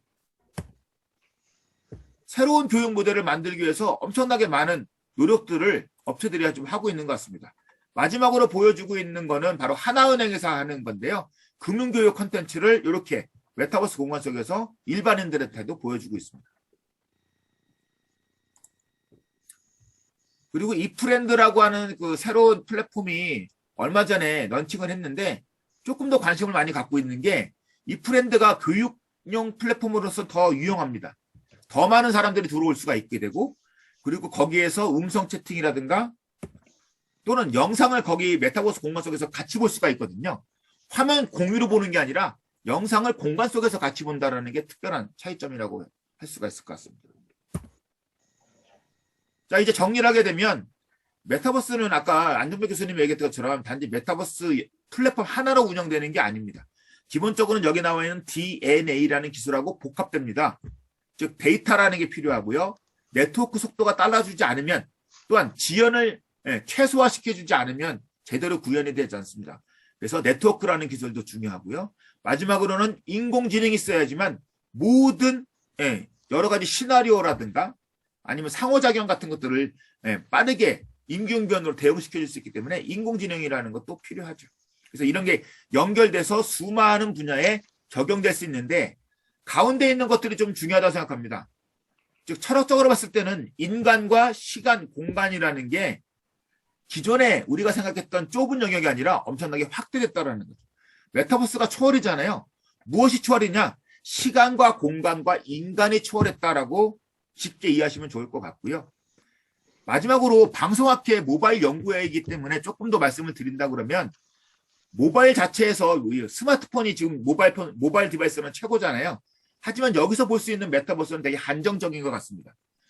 그래서 모바일이라는 게 스마트폰을 넘어서 웨어러블 모바일 디바이스라는 인식으로 가고 좀 더 크게 미래에 대한 생각을 해야지만 저희 쪽 연구회랑 조금 궁합이 맞지 않을까 생각됩니다.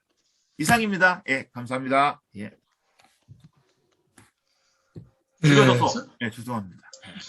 수고하셨습니다. 하지만 이런 사회를 보니까 3.5차 산업시대 사람인데 나는 어떻게 보면 쫓아 못 갈 것 같기도 한데 또 어떻게 생각해 보면 여기에 문제점도 한두 가지 있을 수 있다. 제가 먼저 이제 토론원을 뭐 1대1 토론보다는 서로 담론으로 나누게 했으니까 문제점을 제시하면 물론 코로나 시대를 맞은 탓도 있겠습니다만 현실과 가상세계, 가령 아바타라는 영화가 흥행했듯이 오징어 세계도 흥행을 했거든요.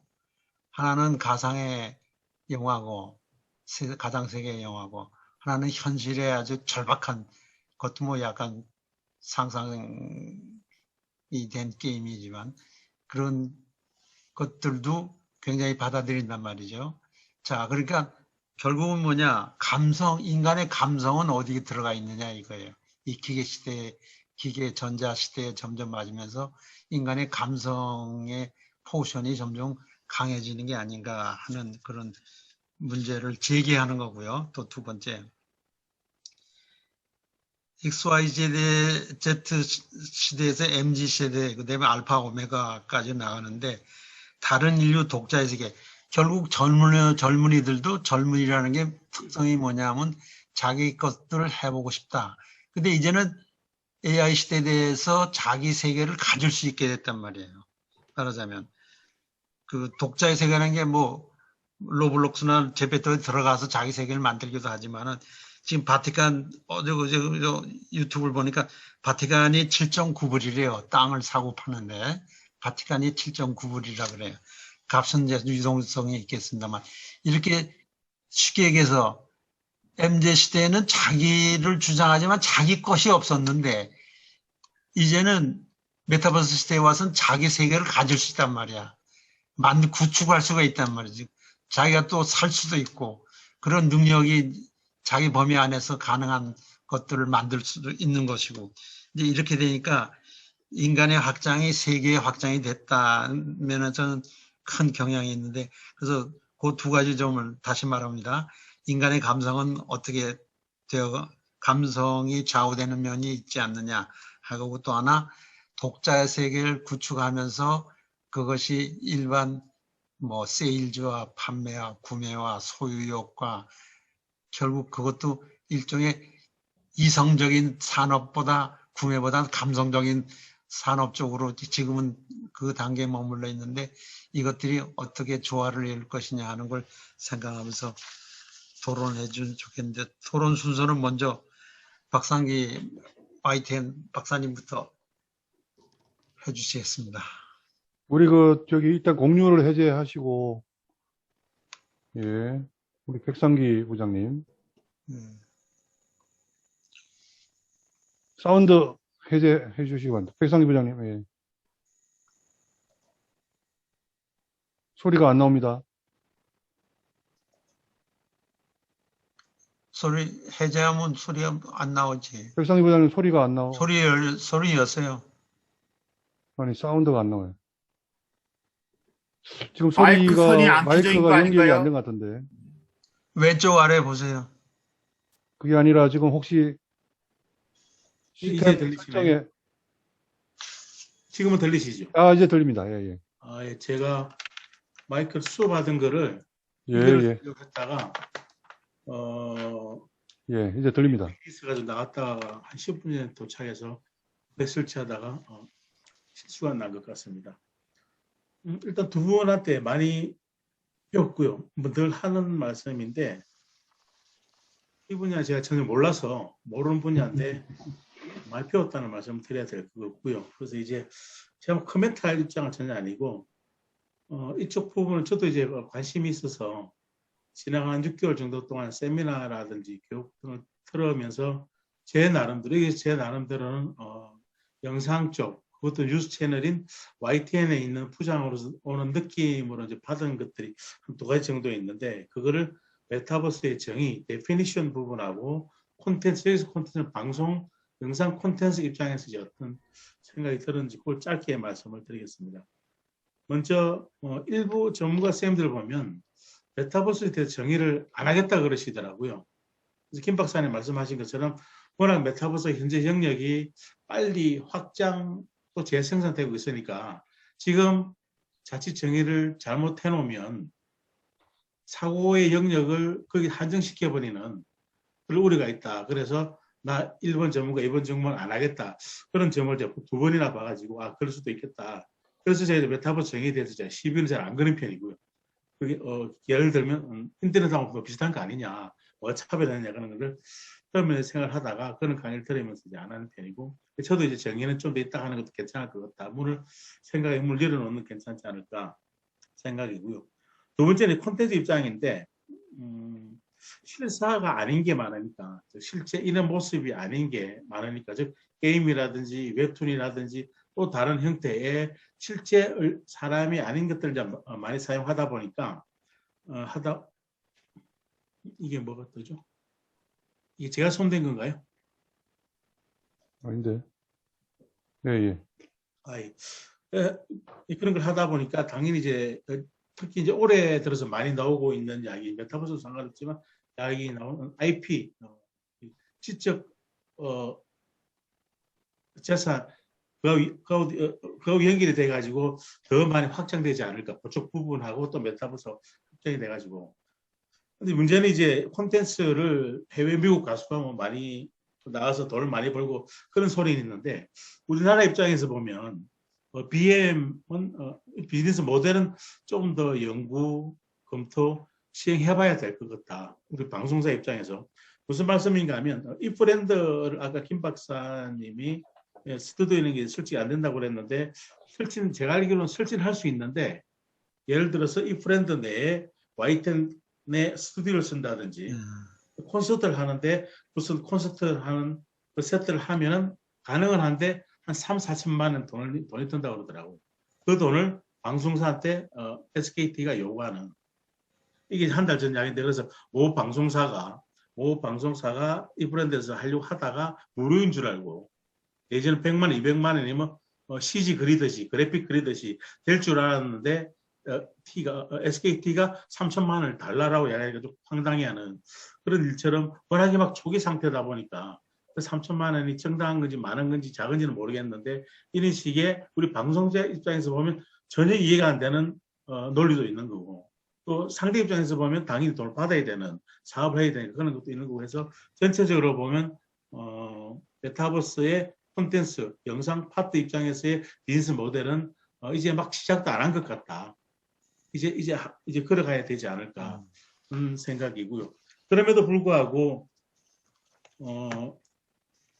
우리 인터넷이나 메타버스가 훨씬 더 자유롭게 자기를 숨길 수 있고 편하게 참여를 할 수 있는데, 이 생각을 하다 보니까 기존 TV도 그렇게 하는 것 같아요. 즉 우리 YTN을 누가 보는지 잘 모르고 숨길 수 있는 거고, 편하게 TV 입사하면 틀었다 꼈다 하면 되는 거니까. 근데 오히려 메타버스는 잘 연결이 되면 그 사람하고 연결될 수 있으니까, 그런 측면에서는 기존 방송사에 우리한테도 작은 내지는 큰 기회가 될 수 있지 않을까 그런 생각을 해봤고, 다음에 또 좋은 생각이 있으면 또 의견 나누도록 하겠습니다. 많이 배웠습니다. 두 분한테 감사합니다. 이상입니다. 네. 다른 분 그냥 자제해서 말씀하세요. 네, 교수님 뵙게 돼서 반갑고요. 네. 그다음 우리 안종배 교수님 또 이렇게 좋은 주제 발제해 줘서 너무 감사하고, 또 우리 김 박사님 또 새로운 이 마케팅 접근에 대해서 얘기하신 것 같아요. 좀 좋은 것 같습니다. 제가 이제 두 분 발표를 듣고, 특히 또 우리 김 박사님 발표를 듣고 이제 제가 느꼈던 것만 제가 한번 말씀드리겠습니다. 그래서 저도 이제 오늘 두 분을 통해서 메타버스에 대해서 많이 학습을 했고요. 그래서 이제 사회자신 김강옥 교수님께서 왜 그렇게 메타버스냐. 그래서 저도 항상 메타버스 하게 되면 버스가 연상이 돼가지고 왜 처음에 이렇게 장명을 메타버스로 했지? 이게 항상 그 캐션마크 했거든요. 그래서 나중에 따져보니까 메타 유니버스 이렇게 또 언어가 이렇게 됐더라고요. 그래서 처음 지은 사람이 어떤 깊이가 있어서 그렇게 지었겠죠. 그 점에 대해서 항상 제가 질문 캐시를 받고 있습니다. 그래서 이 전반적인 그 메타버스의 마케팅성의 어떤 가치를 우리 김 박사님이 해준 걸 듣고, 지금 현재 기획하는 기획자가, 플래너가 기획하기 참 어렵겠다. 네, 지금까지는 온라인과 온라인 세상을 보고 기획을 했는데, 이제 메타버스라는 어떤 그런 또 마케팅 툴이 나타났기 때문에, 또 이걸 제대로 활용하려면은 공부를 너무 열심히 해야 되는데, 우리 안종배 회장님이 많은 그 메타버스, AI와 메타버스에 대해서 강의를 많이 하러 다니셔야 될 것 같아. 각 대학마다 다녀야 되고, 광고회사도 다녀야 되고. 왜냐면 기획자가 알아야지만 이 메타버스를 활용할 수 있지 않느냐, 이런 생각을 해봤고요. 또 이제 이 메타버스 안에서 그 소비자들이 어떤 그 체험 마케팅, 자기가 직접 해봤더니 이런 효과가 있더라. 그래서 피드백의 공간이 굉장히 활성화될 것 같아요. 그러다 보니까 이 GF의 어떤 품질에 대한 어떤 논평이라든지 또 기업의 어떤 시스템에 대한 어떤 평이라든지 이런 것들이 강화 내지 활성화되지 않겠느냐. 그렇다면 이걸 갖다 메타버스를 잘 활용하게 되면 기업 입장에서는 먼저 잘 활용하게 되면 유리한 좋은 쪽으로 선점을 할 수 있지 않겠느냐 이런 생각을 오늘 강의를 들으면서 제가 한번 생각을 해봤습니다.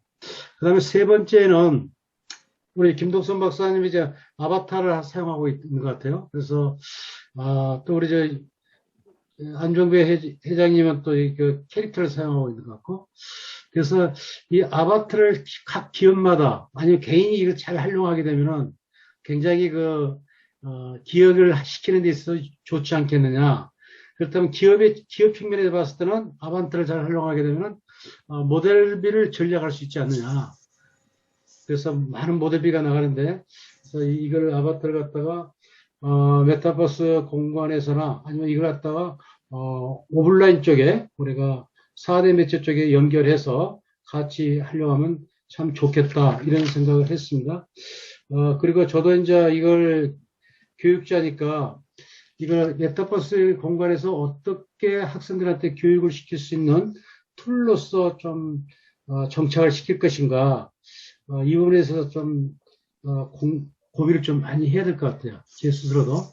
왜냐면 우리가 최초의 NCS 국가 직무 능력 들어올 때 그때 NCS에 대해서 공부를 많이 해가지고 나는데 이걸 많이 활용을 했는데 메타버스에 대해서는 아직 깊게 들어가지 않았기 때문에 안종배 회장님께서 이제 썼던 텍스트 교재를 한번 보내주셨어요. 그래서 제가 쭉 봤는데 너무 유익하더라고요. 그래서 그런 거를 돼가지고 어떻게 좀 깊게 교육 쪽에 접목을 시켰으면 좋겠다.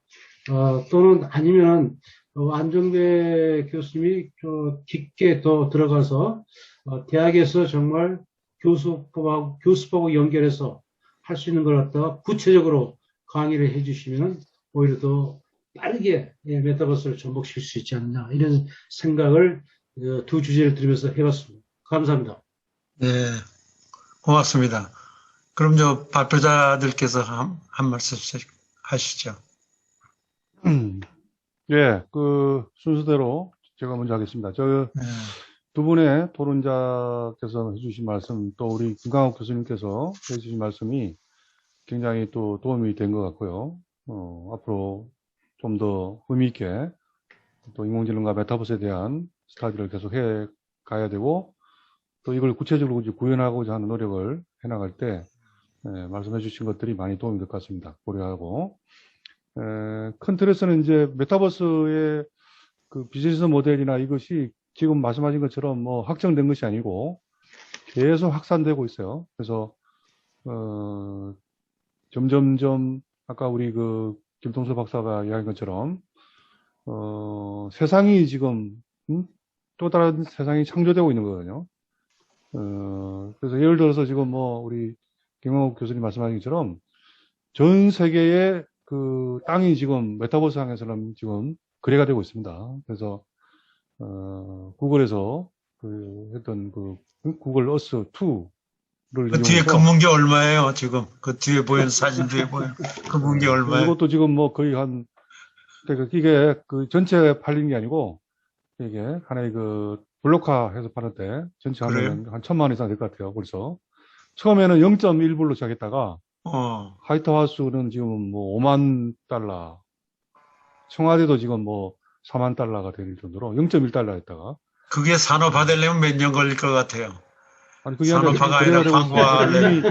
전 세계에서 지금 지구 전체가 다 팔렸어. 메타버스 안에서 지금 거래가 되고 있죠. 근데 그게 이제 잘했다기보다는 어쨌든 그만큼 세상을 이제 또 다른 세상이 리얼처럼 이제 사람들이 그 안에서 이해하고 또 다른 세상으로 지금 막 계속해서 만들어가는 중이죠.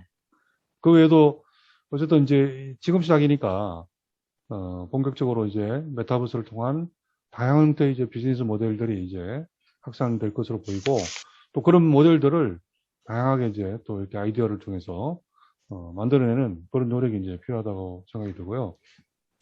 그런 이제 광고도 마찬가지고. 그리고 이제 우리 그래서 이제 그 인공지능 메타버스를 이용한 여러 가지 광고 모델, 또 광고 형태, 광고 유형, 이런 것들에 대한 연구도 앞으로 더욱더 필요하다고 생각합니다. 또 그 안에 이제 콘텐츠 유형들도 그 메타버스 성격에 맞는 그런 형태의 이제 콘텐츠 유형들이 이제 다양하게, 일방적으로 이렇게 그 공연하는 것도 필요하지만은 그 안에서 이제 함께, 참석자들과 함께 만들어가는 그런 공연, 또 함께 만들어가는 그런 콘텐츠, 이런 것들도 앞으로 이제 점점 확장될 것으로 보이고요. 또 우리 그 교육자들 입장에서는 이제 인공지능 메타버스를 이용한 그 교수법이 필요합니다. 그래서 제가 지난주부터 시작을 했어요. 그래서 지금은 폴리텍 대학에서부터 시작을 해서, 주제가 이제 인공지능 메타버스 교수법입니다. 그래서 지금 이틀 과정을 통해서 그 제페토와 게더타운, 그다음에 인게이지, 그리고 이 브랜드, 어떻게 보면 좀 쉽게 사용할 수 있는, 그러면서도 수업용으로 활용할 수 있는 것들을 구체적으로 이제 구축도 하면서 또 그것을 활용하면서 또 학생들로 하여금 들어와서 할 수 있도록 하는 방법까지 표현해서 이틀 과정으로 지금 해서 지금 저기 폴리텍 대학의 36개 캠퍼스에서는 그것부터 시작을 해서 전체를 해서 방학 동안까지 전체를 할 예정이고요. 그래서 굉장히 이게 학생들에게도 도움이 되고 교수님들도 우리가 비대면 대면이 앞으로 같이 가게 되기 때문에 대면과 또 비대면을 할 때는 굉장히 유용한 그런 차원으로 이것이 활용될 것으로 봅니다. 그래서 어쨌든 오늘 뭐 이렇게 그 함께 그 인공지능과 메타버스를 활용하는 그런 관점에서 어떻게 확장할 건가에 대한 의견을 나눌 수 있도록 좋고요. 제가 처음 시작할 때 이 메타버스가 지금 새롭게 등장하기보다는 2005년에 이와 유사한 개념이 있었어요. 세컨드 라이프라고 2005년에 그 인터넷 기반의 그 또 다른 세상을 만들어가는 그 메타버스의 그런 어떤 전형이죠. 그래서 세컨드 라이프가 구현이 됐다가 그게 이제 그 당시에는 인터넷 기반으로 했는데 또 스마트가 나오고 또 다른 차원의 어떤 그 세상이 발전하면서 사그라들었다가 말씀드린 것처럼 지금은 인공지능 기반의 메타버스가 구현이 되면서 물론 인공지능 안에는 IoT 데이터, 그죠? 빅데이터가 기본으로 들어가 있는 거죠. 그러면서 지금 메타버스가 전 세계를 지금 휩쓸고 있는 거예요. 그러다 보니까 앞으로는 세상이 인공지능과 IoT와 그리고 이 빅데이터가 연계하면서 메타버스로 또 다른 세상을 계속해서 만들어가는 것이 일시적인 현상이 아니라 지속적으로 발전될 것으로 보기 때문에 우리가 모든 영역에서 이에 대한 준비와 대응이 필요하다고 생각이 됩니다. 이상으로 의견을 마치겠습니다. 아까 말씀드린 거를 조금 연장해 보면 결국 인간이 수용할 만큼의 과학이 발전되고 아직까지 인간 파괴 정도까지는 안 가는 것 같습니다. 그것을 위안으로 생각을 하는데 대신에 제가 아까 얘기했던 것으로 현실적인 문제에서 인간의 감성과 또 새로운 정말 솔직히 얘기해서 신인류라고 할 수 있겠어요. 젊은이들의 마음을 우리가 이해 못하는데 우리가 알다시피 정치에서도 2030이 정치에서는 좀 늦어져서 2030이고 이런 AI 시대에 있어서는 신인류라고까지 우리가 진척이 나가고 있지 않습니까? 이것들이 서서히 먼저 앞서가는 똑같은 2030이라도 AI 시대에서는 신인류라 부르고 여기서는 2030이라고 부르고 이렇게 되는 사회 전체적인 과학과 문화와 어떤 그런 조화를 이루어가면서 앞으로 사회는 계속 변해갈 것이 틀림없겠습니다. 그런 면에서 우리가 계속 지켜보고 미안합니다.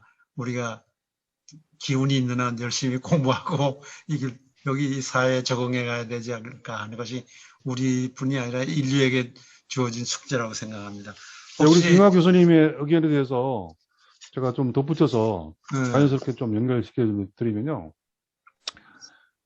그 메타버스가 어떤 의미에서는 그동안의 인공지능을 활용했을 때에 생각할 수 있는 또 비대면 시대가 확산화됐을 때 좀 이렇게 뭔가 좀 문제점으로 지적된 게 보면 감성적인 터치였거든요.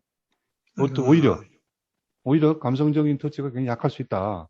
그러다 보니까 그 코로나 블루라든지 이런 우울증도 생기고 사람들이 점점 어떻게 보면 분리되고 굉장히 또 드라이해지고 이렇게 될 수 있다.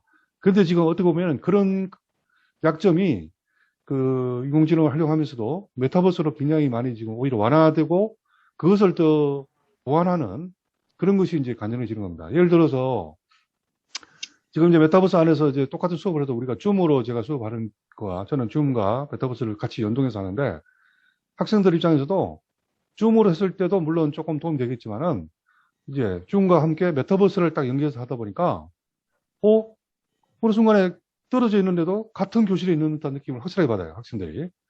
거기에 대해서 굉장히 학생들이 반응이 또 다른 차원으로 오고요.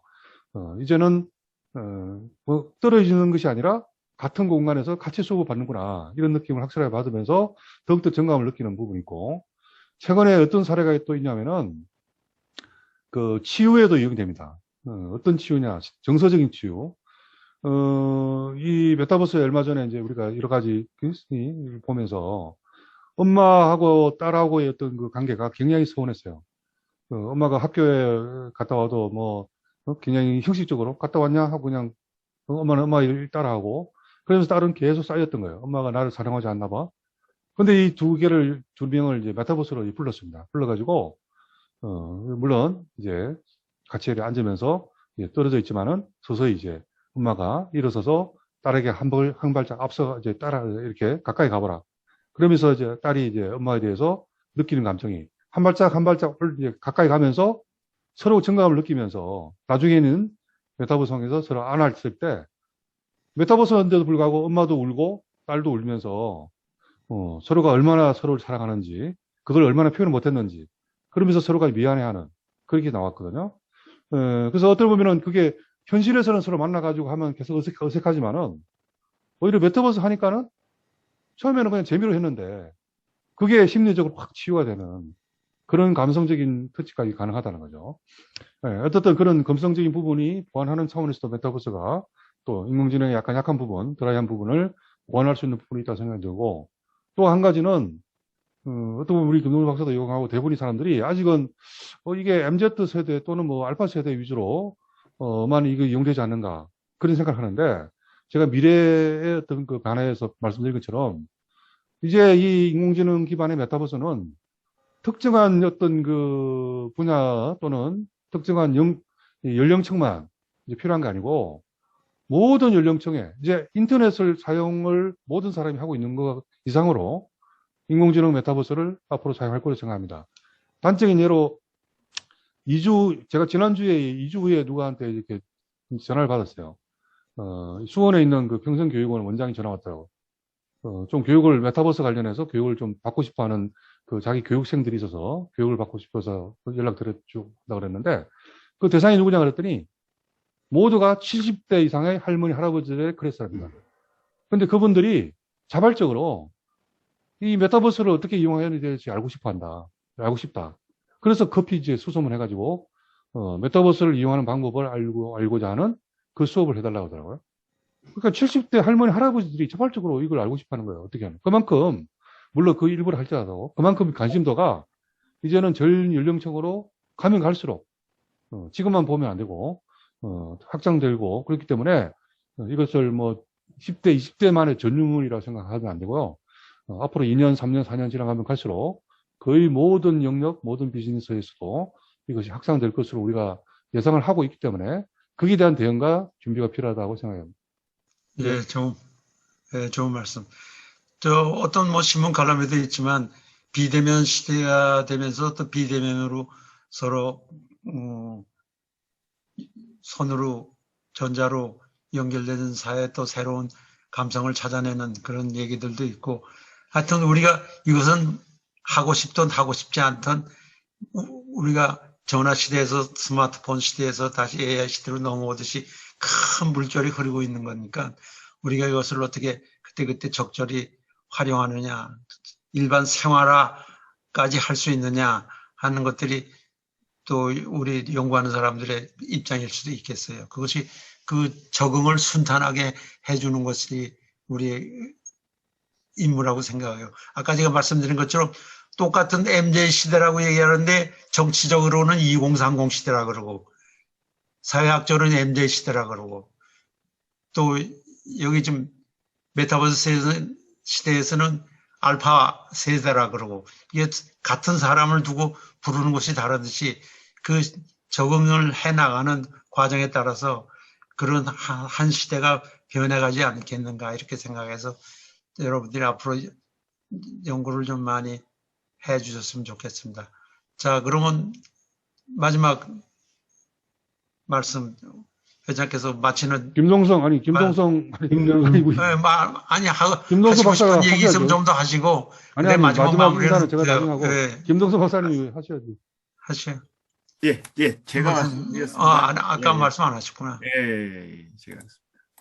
우선 저 안정표 교수님 말씀 적극적으로 동감합니다. 세대에 대한 부분. 예. 뭐 나이는 숫자에 불과하다 뭐 이런 말처럼 저는 세대를 좀 구분하는 게 저희가 출생 연도 가지고 지금 보고 있잖아요. 근데 앞으로는 그렇게 보면 안 될 것 같다는 생각이 들어요. 출생 연도보다는 사람들이 소통 및 생활을 위해서 이용하고 있는 플랫폼에 지금 계정을 활용하고 있는 기간으로 보는 게 오히려 더 세대에서 의미가 있지 않을까라는 생각이 기준입니다. 예. 그리고 또 하나 아까 메타버스 정의에 대한 말씀을 약간 질문이 있었는데 코멘트가 있었는데 아까 제가 이공계하고 인문사회 관계 하고 좀 다르다고 말씀을 드렸잖아요. 특히나 인문사회에서는 시대성이라는 것하고 또 마케팅 중심으로 보게 되면 시장성이라는 개념에 따라서 이 개념이 엄청나게 많이 변화가 되거든요. 시대와 시장은 항상 변하는 것처럼 그래서 메타버스와 관련된 이런 개념이라든가 영역도 항상 확장될 수 있는 그런 상황이지 않을까라고 좀 마무리 생각이 좀 들고요. 그 다음에 또 말씀드릴 게 그 새로운 정책이나 기술들이 나타나게 되면 테트라드 개념을 얘기하잖아요. 좋아지는 것도 있고 나빠지거나 없어지는 것도 있고 변화되는 것도 있고 새로운 걸 다시 부흥시키는 경우도 있다. 이게 테트라드 개념을 얘기하는데 현재 지금 메타버스는 테트라드 개념 중에서 장점을 더더욱 강화시키려고 하는 방향으로 지금 가고 있습니다. 그래서 안정표 교수님 말씀대로 과거에 못했던 것들을 더더욱 잘할 수 있게 충족시킬 수 있는 그런 방향으로 가는데 조금 더 지나면 또 문제가 생길 수도 있는 게 좀 우려가 되는 거죠. 그래서 이거는 뭐 문화론적 아니면 비판 시각적으로 보게 되면 그런 게 좀 있어서요. 요거를 약간 마케팅 쪽으로 좀 풀어서 좀 얘기를 좀 드리면 마케팅에서는 크게 지금 3가지 정도의 방향성을 갖고 있는 것 같아요. 첫 번째는 먼저 시작해가지고 우리가 이런 거 제일 먼저 했어라고 하는 어그로 효과, 즉 홍보 효과를 보는 그런 게 있고요. 또 하나는 이제 곧 좀 그런 거 지겹다, 별로 아닌 것 같은데라는 걸 느끼는 사람이 있어요. 즉 실망하는 사람들이 있다는 말이죠. 그래서 실망하는 사람들이 떠나가지 않도록 하기 위해서 더더욱 고도화시킬 필요가 좀 있다라는 거죠. 그래서 이거는 플랫폼 사업자들이라든가 아니면은 그 세븐 레이어에 있는 모든 그런 업체들이 발전을 시켜줘야지만 사람들이 이제 이탈을 안 하는 거죠. 똑같은 게 그들이 쓰면 더 이상 보고 싶은 마음이 안 들 거거든요. 그 다음에 3번째는 요 근래에 로블록스를 이탈하는 사람이 좀 많이 있대요. 근데 이 로블록스를 왜 이탈하느냐? 기본적인 거는 순수하지 않아서 이탈한다고 합니다. 처음에는 순수해서 들어갔는데 지금 보니까 뭐 즉 현질이라고 보통 얘기하죠. 돈으로 뭘 사지 않으면 더 이상 할 수 있는 게 없고 들어왔더니 여러 가지 뭐 관계의 문제점이라든가 범죄 이런 것들이 많이 생기고 한다라는 거거든요. 그래서 이런 것들 즉 순수함을 잃지 않도록 뭐 규제라든가 아니면 새로운 보완책들을 플랫폼이나 정부들에서 빠르게 대처해야지만 이 메타버스 세상이라는 게 계속해서 앞으로도 지속 가능한 그런 경제활동체로 공간으로 우리가 활용할 수 있지. 이거 안 된다 그러면은 떠나지 않을까라는 그런 걱정도 좀 있습니다. 그리고 아까 질문 중에 아바타 활용하게 되면 모델비 절감이라는 효과도 말씀하셨잖아요. 뭐 일부에서는 모델비 적용되겠지만 점점 더 가상 인플루언서들의 가치가 높아지고 있어요. 그렇기 때문에 가격적인 면으로 본다기보다는 오히려 가상 인플루언서는 요즘에 PR 쪽에서 많이 얘기되는 게 안전성을 갖고 있고 신뢰성을 갖고 있는 모델이기 때문에 더 쓴다라는 거거든요. 인간이 하게 되면 여러 가지 사건, 논란 이런 거랑 연결될 수가 있는데 가상 인플루언서는 통제 가능하기 때문에 온드 미디어 같은 경우는 통제 가능하잖아요. 그런 것처럼 내가 갖고 있는 가상 인플루언서라든가 가상 인플루언서는 언제든지 통제 가능하고 좋은 이미지를 만들어낼 수 있기 때문에 쓴다라는 거죠. 돈의 가치보다는 오히려 그런 신뢰성의 가치에 의해서 가상 인플루언서들 활용을 많이 하는 방향을 지금 갖고 있다라고 말씀을 드릴 수가 있을 것 같습니다. 예, 여기까지 답드리겠습니다. 감사합니다. 자, 더 이상 말씀하실 분 안 계세요? 없습니다. 그럼 안정배 회장께서 마무리 말씀해 주세요. 네, 오늘 저희들이 어떻게 보면은 뭐 인공지능 메타버스를 앞으로 현재와 미래에 어떻게 발전할 건지 또 마케팅과 커뮤니케이션 관점에서 앞으로 어떻게 활용하고 또 우리가 무엇을 준비해야 될지에 대해서 어떻게 보면은 우리 학회에서 굉장히 처음으로 의미 있는 그 심도 있는 토론을 한 것 같습니다. 그리고 앞으로 이제 모바일이라는 것 자체가 웨어러블 디바이스를 포함해서 또 향후에는 스마트 시티까지 연계되는 엄청난 광범위한 그런 어떤 주제거든요.